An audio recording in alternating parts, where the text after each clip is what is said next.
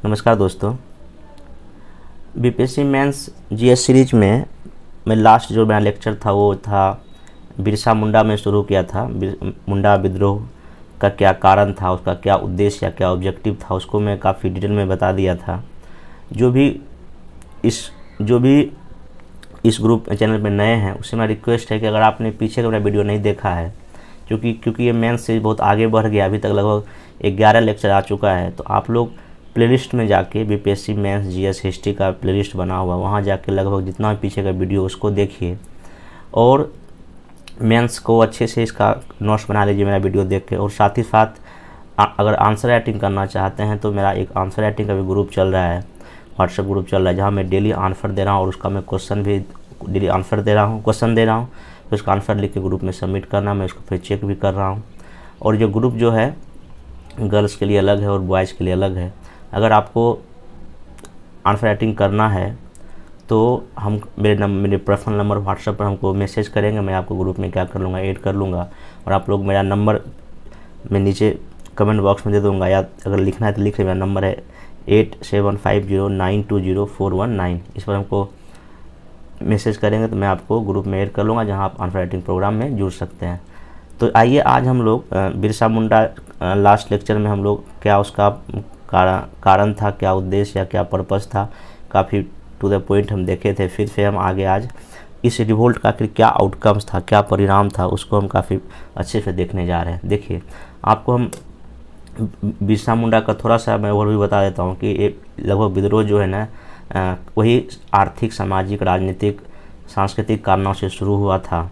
और इसके नेता कौन थे? बिरसा मुंडा था, ठीक ना। और ये इसमें जो थे ना, इसमें क्या था कि ये जो विद्रोह हुआ लगभग 3 चरण में हुआ था। मैं काफ़ी डिटेल में बता दिया हूँ, मैं उतना अभी डिटेल में नहीं जाऊँगा। और ये मेनली जो फाइनली जो ये रिवोल्ट हुआ था 1899 में हुआ था, जहाँ पे काफ़ी तीव्र जो इसका विरोध देखने को मिला था। हालांकि विद्रोह दबा दिया गया था, लेकिन इसका परिणाम काफ़ी इम्पोर्टेंट है। यहाँ देखिए, आज देख लेते हैं। अगर बिरसा द्वारा घोषित उद्देश्यों के परिप्रेक्ष्य में बिरसा आंदोलन का मूल्यांकन किया जाए तो ना तो आंदोलनकारियों को औपनिवेशिक राज का अंत कर स्वतंत्र मुंडा राज की स्थापना में सफलता मिली, और ना ही विदेशियों सहित सभी द्वीपों को निकाल बाहर पाने। मतलब कि इसका तो उद्देश्य तो ये था कि भाई सारे द्वीपों को यहाँ से बाहर निकालना है और स्वतंत्र मुंडा राज की स्थापना करना है। तो इनका जो उद्देश्य था मुंडा विद्रोह का, वो तो लोग सफल नहीं हो पाया, मतलब पूरा नहीं हो पाया।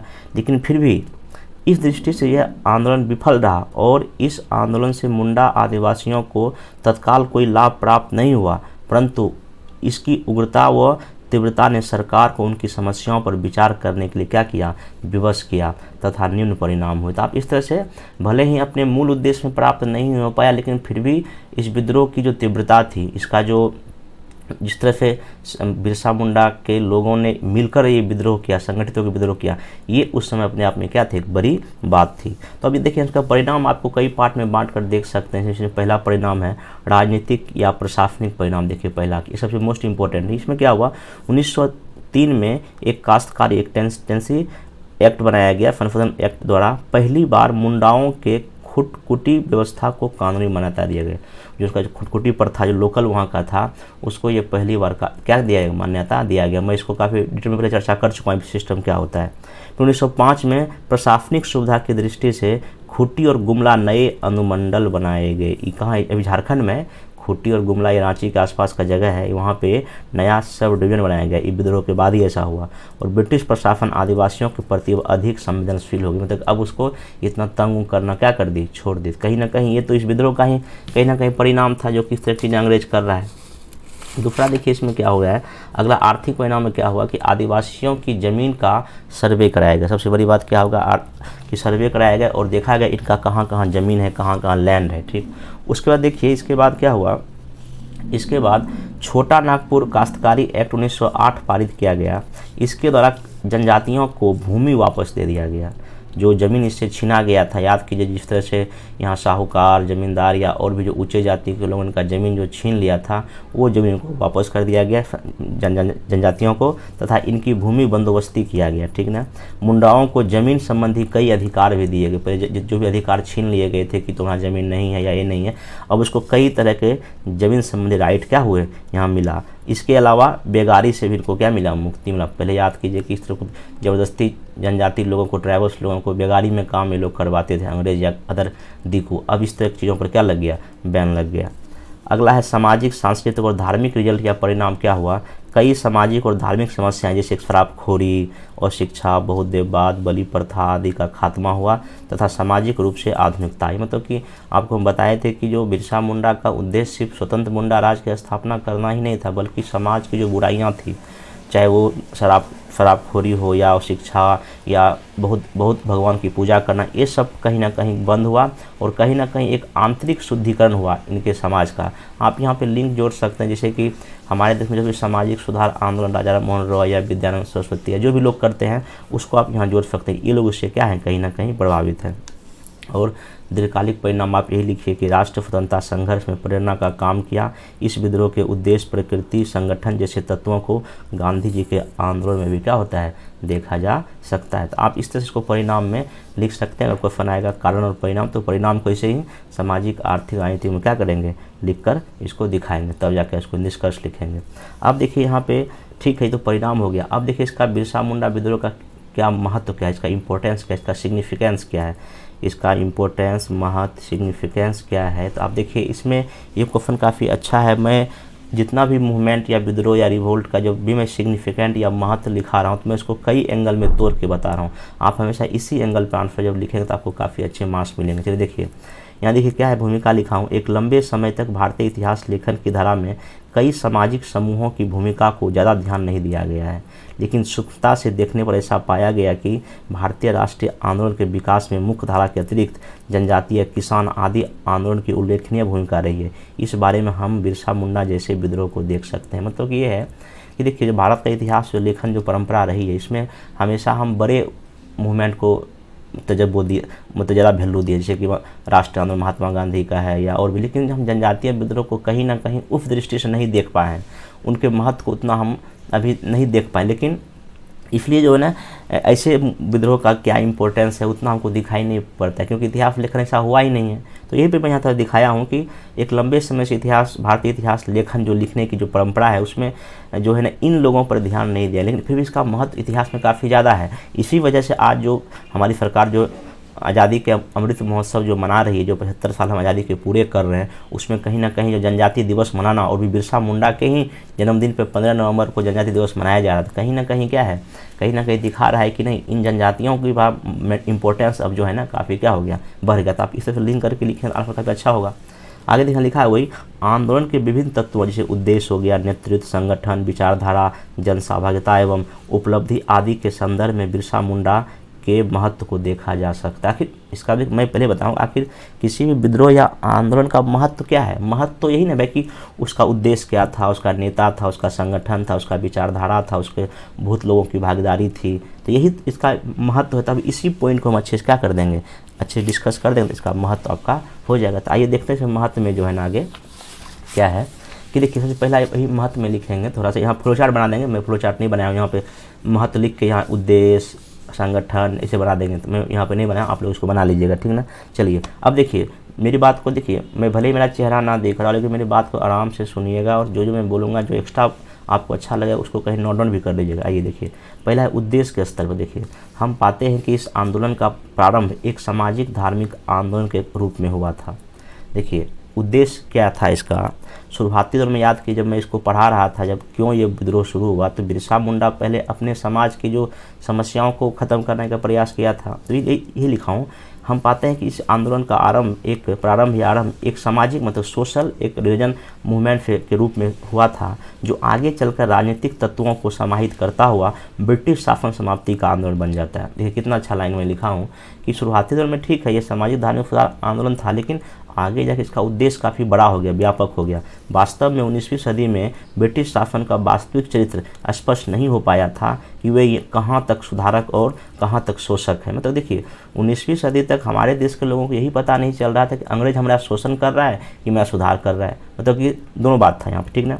इस संदर्भ में बिरसा मुंडा विद्रोह का प्रभाव यह पड़ा कि आगे चलकर आंदोलन हेतु उद्देश्य के स्तर पर ब्रिटिश मुक्ति के स्वर को विकसित होने का मौका मिला। मतलब कि मतलब यहाँ यही है कि इस विद्रोह में यही हुआ कि बिरसा मुंडा ने एक उद्देश्य रखा कि नहीं, हमको सामाजिक, धार्मिक और अंग्रेज़ों से भी मुक्ति चाहिए। जो भी परंपरा है, जो भी मेरे समस्या है, उसको खात्मा करने के साथ ही साथ हमको एक ब्रिटिश शासन से मुक्ति भी करना है। और ये जो उद्देश्य यहाँ ये सेट किए मतलब कि मुंडा ने, वो आगे जाके राष्ट्र आंदोलन की मुख्य क्या बन गई, धारा बन गई। चाहे देखिए, चाहे स्वदेशी आंदोलन हो, उसमें क्या पर्पज़ था, कहीं ना कहीं वहाँ भी तो स्वदेशी को बढ़ावा देने की बात किया गया, और सहयोग में भी कहीं ना कहीं स्वराज की स्थापना था, उद्देश्य था। आप यहाँ लिख सकते हैं कि सविनय अवज्ञा आंदोलन में कहीं ना कहीं पूर्ण स्वतंत्रता का उद्देश्य था। तो ये एक परिपाटी बन गया इस विद्रोह के बाद जो है ना, उद्देश्य जो भी आंदोलन देश में होता है सब में एक परिपाटी बन जाता है। इसको ऐसे लिख सकते हैं आप।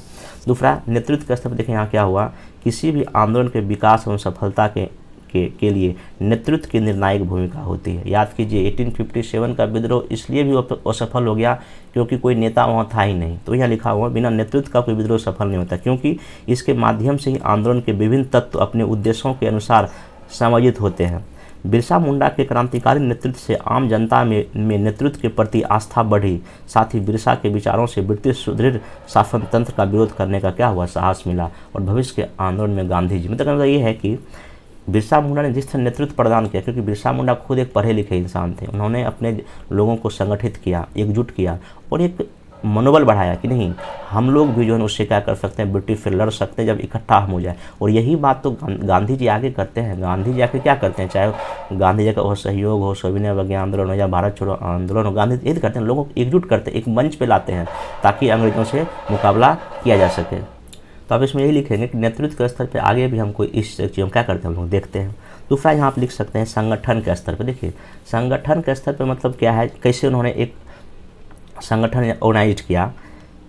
बिरसा मुंडा ने 600 आदिवासियों का संगठन बनाकर जिस प्रकार से आंदोलन को आगे बढ़ाया, इससे आगे के आंदोलनों हेतु संगठन का महत्व स्थापित हुआ। अब देखिए कहीं ना कहीं लोग सीखे, चाहे स्वदेशी आंदोलन हो, सविनय अवज्ञा हो, सब जगह संगठन बन रहा है। आप देखिएगा जब असहयोग आंदोलन होता है तो गांधी जी कांग्रेस का विस्तार करते हैं। कांग्रेस में क्या हुआ कि अब मतलब कि ना प्रांतीय स्तर पर कांग्रेस की कमेटी का गठन हुआ, मतलब संगठन बढ़ा। और गांधी जी तो मेनली संगठन के लिए ही जाने जाते थे। तो कहीं ना कहीं ये जितना भी राष्ट्र मूवमेंट हुआ, चाहे संगठन अथवा जो काम हुआ, सब यहीं से हो रहा था। अगला देखिए विचारधारा के स्तर पर क्या इसका इंपॉर्टेंस है। अपने उद्देश्यों की प्राप्ति हेतु जीवन के विभिन्न क्षेत्रों, सामाजिक, धार्मिक, जनजातीय पक्षों से शामिल किया गया। आंदोलन को वैचारिक आधार मिलने से इसका व्यापक स्वरूप हुआ। मतलब कि इसमें देखिए जो बिरसा मुंडा का विद्रोह है, इसमें क्या नहीं है, देखिए सामाजिक सुधार का भी बात किया गया, आर्थिक सुधार का बात किया गया, धार्मिक सुधार का बात किया गया, राजनीतिक पक्षों का भी बात किया। मतलब कि विचारधारा काफ़ी इसका व्यापक था, एक साथ कई चीज़ों को लेकर चल रहा था। और इसी तरह का विचारधारा हमको आगे में देखने को मिलता है। जैसे कि वो सहयोग आंदोलन में गांधी जी बहिष्कार के साथ साथ रचनात्मक कार्य में तो छुआछूत भी शामिल कर लेते हैं। तो आप ऐसे लिंक करके एग्जाम्पल के साथ जब इस आंसर को लिखिएगा तो आपको और बेहतर इसका नंबर क्या होगा, मिलेगा। हालांकि जितना मैं बताया सफिशिएंट है। अब देखिए कार्यक्रम के स्तर पर इसका क्या महत्व है। इस विद्रोह की महत्वपूर्ण विशेषता रचनात्मक कार्यक्रमों को शामिल किया जाना था। मुंडा राज की स्थापना के राजनीतिक उद्देश्य के साथ ही समाज सुधार कार्यक्रमों जैसे कि शराबबंदी, नशाबंदी, रूढ़िवादिता विरोध आदि से आंदोलन के स्वरूप को व्यापकता मिली। साथ ही आगे चलकर महात्मा गांधी जैसे राष्ट्रीय आंदोलन के महान नेताओं द्वारा प्रमुख आंदोलनों के मध्य रचनात्मक कार्यक्रमों को शामिल कर राष्ट्रीय आंदोलन के उद्देश्य को व्यापक बनाया गया। मतलब देखिए ये कितना अच्छा बात है कि कार्यक्रम, देखिए बिरसा मुंडा कितना मतलब कि सुलझे हुए इंसान थे, जिन्होंने क्या किया कि आज़ादी की लड़ाई के साथ ही साथ उन्होंने अपने समाज की जो बुराइयां था उसको भी शामिल किया। और यही बात रचनात्मक कार्य गांधी जी का, याद कीजिए चरखा चलाना, हिंदू मुस्लिम एकता को बढ़ावा देना, छुआछूत खत्म करना, ये सब कहीं ना कहीं गांधी जी का रचनात्मक कार्य था राष्ट्रीय मूवमेंट में। और यहाँ बिरसा मुंडा ऑलरेडी पहले ही करके बैठे रहते हैं। इसका मतलब कहीं ना कहीं इसका महत्व तो है ही, ऐसे आप लिख सकते हैं। अगला इसमें अंतिम है कि जन सहभागिता के स्तर पर देखिए इसमें क्या है, उद्देश्यों की स्पष्टता, क्रांतिकारी नेतृत्व, व्यवस्थित संगठनात्मक आधार आदि के कारण इस विद्रोह को न सिर्फ मुंडा समुदाय बल्कि समाज के अन्य वर्गों का भी प्रत्यक्ष एवं अप्रत्यक्ष सहयोग प्राप्त हुआ। इसके आगे के राष्ट्रीय आंदोलन हेतु व्यापक जन सहभागिता के निर्माण में क्या मिला, सहयोग मिला। मतलब कि लोगों की भागीदारी बहुत व्यापक थी। और यही आप देख सकते हैं गांधी जी के मूवमेंट में, क्या छात्र, क्या महिला, क्या गरीब, क्या पुरुष, क्या उद्योगपति, सबकी भूमिका काफ़ी व्यापक हो जाती है। तो ये भी इसका इम्पोर्टेंस है। अब देखिए इसका उपलब्धि अगर देखा जाए, उपलब्धि के आधार पर इसका क्या इम्पोर्टेंस है। किसी भी आंदोलन में इस पक्ष का महत्वपूर्ण स्थान होता है कि इसको उपलब्धि क्या रही, भाई उपलब्धि के आधार पर ही उसका इम्पोर्टेंस तय किया जाता है। बिरसा विद्रोह के पश्चात विभिन्न प्रशासनिक, आर्थिक एवं सामाजिक परिवर्तन, जैसे खुटकुटी व्यवस्था की बहाली किया गया, खूंटी और गुमला को अनुमंडल बनाया गया, 1908 का छोटा नागपुर टेनेंसी या काश्तकारी अधिनियम बनाया गया, बेगारी प्रथा पर प्रतिबंध लगाया गया, कई सामाजिक समस्याओं से मुक्ति आदि इस आंदोलन की महत्वपूर्ण उपलब्धि रही, जिसने आगे चलकर जनजातीय आंदोलनों और एवं राष्ट्रीय आंदोलनों में को कई दृष्टि से क्या किया, प्रेरित किया। मतलब कि इसका जो इस विद्रोह का महत्व तो इस आधार पर भी है क्योंकि इसको उपलब्धि है, इसका परिणाम आपको मैं इसके पहले परिणाम अलग से बताया हूँ, उसी चीज़ को आपको यहाँ लिख दिया हूँ मैं कि इसका अगर उपलब्धि देखा है, उपलब्धि भी है क्योंकि कहीं ना कहीं जो गुमला या खूंटी फिर जो अनुमंडल बना, फिर जो खुटकुटी व्यवस्था उनका जो लोकल जो प्रथा था जनजातियों का, बिरसा मुंडा जनजाति का, तो उनका बहाल किया गया, फिर जो है ना ज़मीनी अधिकार दिया गया, बेगारी ख़त्म किया गया। इस तरह की चीज़ कहीं ना कहीं जो परिणाम हुआ ये तो कहीं ना उपलब्धि का हिस्सा है और इसका महत्व में भी आप इसको जोड़ कर लिख सकते हैं। ये आपका जो मेनली इंपॉर्टेंस है और अंतिम में आप यही लिखिए कि इस प्रकार देखा जाए तो बिरसा मुंडा विद्रोह की एक महत्वपूर्ण ध्यान देने योग्य बात यह भी है कि इसने प्रखरता से अपना भावना का संचार किया था कि सामाजिक धार्मिक समस्याओं के समाधान हेतु राजनीतिक स्वतंत्रता भी क्या है, आवश्यक है। देखिए बिरसा मुंडा ने ये मतलब कहीं ना कहीं इनके विद्रोह से ही पता चलता है कि सामाजिक धार्मिक समस्याओं के समाधान हेतु आपको राजनीतिक रूप से भी ना स्वतंत्र होना दिया क्या है, आवश्यक है। तो ये कहीं ना कहीं जो ना इसका हमको इम्पोर्टेंस दिखाई पड़ता है। और आप निष्कर्ष में लिखिए कि कुल मिलाकर कहा जा सकता है कि जो है ना कि बिरसा मुंडा का जो इम्पोर्टेंस जो है मतलब कि उस समय के जितने भी राष्ट्रीय मूवमेंट आंदोलन हुआ उसमें भी दिखाई पड़ता है और वर्तमान में भी अगर हम आते हैं देखते हैं तो बिरसा मुंडा विद्रोह का जो है ना वर्तमान परिप्रेक्ष्य में भी काफ़ी क्या है महत्व है, क्योंकि बिरसा मुंडा के जो भी जनजाति की जो समस्या हैं, आर्थिक राजनीतिक सामाजिक समस्या हैं, उस समस्या को भी ख़त्म करने में इस जो मुंडा विद्रोह हमारे लिए एक कहीं ना कहीं प्रेरणा क्या है, स्रोत है। अगर हम जनजातियों के जीवन में हस्तक्षेप करेंगे, उनके जल जंगल ज़मीन पर अगर हम कब्जा करेंगे तो कहीं ना कहीं वो लोग उग्र हो जाएंगे। इसलिए इम्पोर्टेंस ये भी है कि हम उनकी जो आंतरिक जो उनका जो सिस्टम है, उसके जो उनका जो सामाजिक जो स्ट्रक्चर है उसको हम लोग भंग ना करें, क्योंकि इस वैश्वीकरण के दौर में कहीं ना कहीं बड़ी बड़ी एमएनसीज कंपनियां जो है ना जंगलों में जाके उनका शोषण कर रही, तो हमको ऐसी चीज़ों को रोकना पड़ेगा तभी जो है ना हम मतलब कि बिरसा मुंडा को एक सही जो है ना श्रद्धांजलि क्या कर पाएंगे, दे पाएंगे, और तभी हम आज़ादी के अमृत महोत्सव को सही ढंग से क्या कर सकते हैं, मना सकते हैं। ऐसे आप थोड़ा लिंक करके जो है थोड़ा सा चीज़ों को लिखिए। जो मैं बोल रहा हूँ इसको काफ़ी अच्छे से सुनिए। देखिए मेंस राइटिंग आंसर में क्या जितना आप बेहतर लिखेंगे उतना आपको नंबर मिलेगा, और मैं आपको वो हर एक चीज़ बता रहा हूँ कि जो आप लिख सकते हैं। तो इसलिए मेरी बात को ध्यान से सुनिए और इसको जो है आंसर में लिखने का क्या कीजिए, जब मैं क्वेश्चन दूंगा उसमें आप इसको अच्छे ढंग से क्या करना चाहिए, लिखने का कोशिश कीजिए। अब देखिए इसका एक अंतिम है कि बिरसा मुंडा विद्रोह की क्या प्रकृति थी, क्या नेचर था इस विद्रोह का। देखिए नेचर या प्रकृति का मतलब होता है कि इसका किस तरह से ये विद्रोह हुआ था। अब देखिए मैं यहाँ पे ये दूसरे मेरे कॉपी में था ये, तो इसको मैं आप लोग को बता रहा हूँ। देखिए इसका जो अगर मैं प्रकृति की हम बात करें, बिरसा मुंडा विद्रोह की अगर प्रकृति की हम बात करें, नेचर मतलब कि ये कैसा था ये, देखिए काफ़ी जटिल प्रकृति इसकी रही है। मतलब प्रकृति काफ़ी जटिल है, इसकी प्रकृति को आसानी से तुरंत समझना मुश्किल है, लेकिन फिर भी अगर हम इसको सूक्ष्मता पर देखें, सूक्ष्म स्तर पर देखें तो इसकी कुछ प्रकृति हमको स्पष्ट रूप से दिखाई पड़ती है। देखिए एक क्वेश्चन अलग है, क्वेश्चन क्या पूछेगा कि बिरसा मुंडा विद्रोह की प्रकृति या नेचर का वर्णन करें, ये क्वेश्चन अलग बनेगा, ठीक ना। लेकिन फिर भी आप इसको कॉपी में नोट डाउन कर लीजिए। देखिए प्रकृति या नेचर का मतलब सिंपल सा यही है कि पहला तो ये स्थानीय और जनजातीय विद्रोह, लोकल और ट्राइबल्स मूवमेंट है पहली बात। दूसरा इसका कुछ धार्मिक प्रवृत्ति है, धार्मिक कहीं ना कहीं विद्रोह है, धार्मिक ये चीज़ें हैं, ठीक ना। दूसरा ये हिंसक प्रवृत्ति का है, ये वायलेंस की यहाँ बात हो रही है, और सामाजिक सुधार ये भी प्रवृत्ति का भी है, और ब्रिटिश और दीपुओं को भगाने का भी यहाँ संकल्प लिया गया, और आदर्श राज्य की स्थापना करने का भी क्या है, कहीं ना कहीं इसमें प्रकृति हमको दिखाई पड़ती है। तो आप लोग इसको जो है ना ऐसे भी थोड़ा सा लिख सकते हैं, इसको प्रकृति में अलग अलग तरह अगर आपको और अच्छे से लिखना होता है ऐसे भी लिख सकते हैं कि मुंडा विद्रोह की जो प्रकृति है स्थानीय जनजाति है विद्रोह है, उपनिवेशवादी विरोधी भी है, इसमें सामाजिक और धार्मिक प्रवृत्ति भी दिखाई देखने को मिलता है।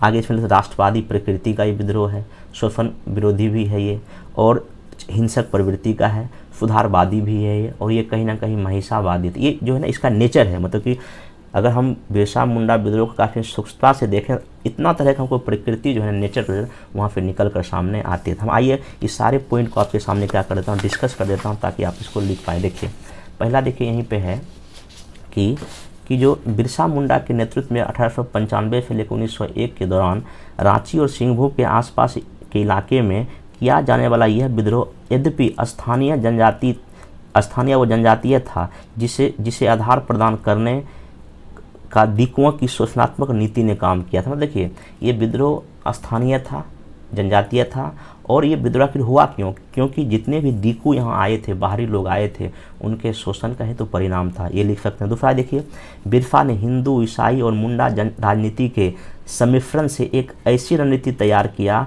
जिसे ब्रिटिश सत्ता को उखाड़ फेंका जाए। देखिए ये जो है ना, जो बिरसा मुंडा का जो विद्रोह का नेचर क्या है, इसने हिंदू, ईसाई, मुंडा राजनीति का सबका गुण लेते हुए और कहा कि हाँ एक ऐसा रणनीति तैयार किया जिससे कि ब्रिटिश सत्ता के यहाँ क्या किया जाए, उखाड़ फेंका जाए, ये भी इसका नेचर था। तीसरा, ब्रिटिश सत्ता तथा दीकुओं को इस क्षेत्र से बाहर निकाल कर एक स्वतंत्र राज्य की स्थापना कराना चाहते थे। अतः इसमें स्वतंत्रता की प्रकृति भी दिखाई देती है। बिरसा मुंडा में कहीं ना कहीं हमको आज़ादी जैसी भावना का भी जो है ना फीलिंग आता है, तो आप ये भी लिख सकते हैं। दूसरा, अपनी प्रकृति में यह एक ऐसा आधुनिक आंदोलन था जो एक शोषण विरोधी रुझानों और राष्ट्रवादी रुझानों को धारण करता था, तो दूसरी तरफ धार्मिक रुझानों को, मतलब कि एक ऐसा प्रकृति का विद्रोह था जहाँ पे कि ये राष्ट्रवादी रुझान भी रख रहा है कि देश को आज़ाद भी कराना है, और दूसरा ये धार्मिक जो समस्या थे उस पर भी अपना फोकस इंगित करता है। फिर देखिए ये विद्रोह जो यह एक और आधुनिक तत्वों को समाहित करता था, दूसरी ओर पारंपरिक जनजातीय तत्वों को बनाए रखने के प्रति आग्रहशीलता भी इसमें क्या थी, मौजूद थी। मतलब कि देखिए ये लोग अपना परंपरा भी नहीं छोड़ना चाह रहे थे और ये आधुनिक बनना भी चाह रहे थे। दोनों चीज़ का यहाँ मिश्रण इस विद्रोह में आपको दिखाई पड़ेगा। इसमें तमाम प्रकार के धार्मिक, सामाजिक रूढ़ियों और रीति रिवाजों का विरोध करने के साथ साथ पशु बलि का भी क्या किया गया, निषेध किया गया। मतलब इसका नेचर एक जटिल है, डायनेमिक है। ये इसका मतलब यही है। नैतिक आचरण की शुद्धता और आत्म सुधार पर जोर देते हुए बिरसा मुंडा ने ईश्वर के प्रति आस्था का क्या दिया, संदेश दिया। यहाँ देखिए धार्मिक प्रवृत्ति आपको दिखाई पड़ रहा है। इस विद्रोह का स्वरूप औपनिवेशिक सत्ता विरोधी भी था, जब लगाम देने से मना किया गया। तो मतलब इस तरह से आप जो है ना इस प्रकृति को काफ़ी अच्छे से फ्लो चार्ट बनाते हुए जितना मैं पॉइंट आपको बताया इसको आप लिखिएगा, तो ये आपका आंसर काफ़ी क्या कहलाएगा, अच्छा माना जाएगा।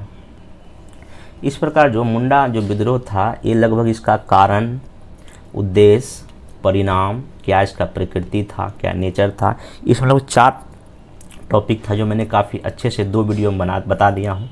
अब इसमें एक वीडियो मेरा और आएगा जिसमें कि कुछ और जो क्वेश्चन बीपीएससी पूछता है, पूरे ट्राइबल्स मूवमेंट को एक साथ लेके उसका नेचर क्या है, उसकी प्रकृति क्या है, उसको मैं अलग से करा दूंगा। और भी बिरसा मुंडा से संबंधित और भी कई सारे क्वेश्चन इसमें बीपीएससी पूछा है, उसको मैं ना एक लेक्चर में और कवर कर दूंगा। तो आप लोग इसको अच्छे से देखिए। लगभग बिरसा मुंडा का सारे टॉपिक मैं फिर कवर कर दिया हूँ, लेकिन बीपीएससी कुछ और एक्स्ट्रा क्वेश्चन पूछा है, वो मैं एक अलग लेक्चर में आप लोग के सामने कल या परसों ला दूंगा।